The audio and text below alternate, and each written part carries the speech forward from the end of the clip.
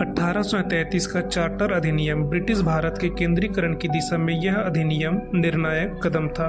इस अधिनियम की विशेषताएं इस प्रकार थी। पहला, इसने बंगाल के गवर्नर जनरल को भारत का गवर्नर जनरल बना दिया, जिसमें सभी नागरिक और सैन्य शक्तियां निहित थी। इस प्रकार इस अधिनियम ने पहली बार एक ऐसी सरकार का निर्माण किया जिसका ब्रिटिश कब्जे वाले संपूर्ण भारतीय क्षेत्र पर पूर्ण नियंत्रण था। लॉर्ड विलियम बेंटिंक भारत का प्रथम गवर्नर जनरल था। इसने मद्रास और बम्बई के गवर्नरों की विधायिका संबंधी शक्ति से वंचित कर दिया।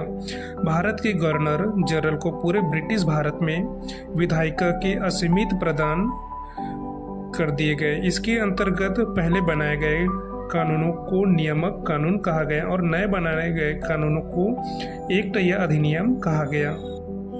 ईस्ट इंडिया कंपनी की एक व्यापारिक निकाय के रूप में की जाने वाली गतिविधियों को समाप्त कर दिया गया। अब यह विशुद्ध रूप से प्रशासनिक निकाय बन गए। इसके तहत कंपनी के अधिकार वाले क्षेत्र ब्रिटिश राजशाही और इसके उत्तराधिकारियों के विश्वास के तहत ही कब्जे में रह गए।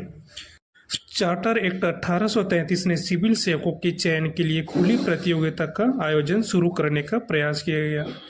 इसमें कहा गया कि कंपनी में भारतीयों को किसी पद, कार्यालय और रोजगार को हासिल करने से वंचित नहीं किया जाएगा। हालांकि बोर्ड ऑफ डायरेक्टर के विरोध के कारण इस प्रावधान को समाप्त कर दिया गया। दोस्तों, इस प्रकार आज 1833 का चार्टर अधिनियम समाप्त होता है।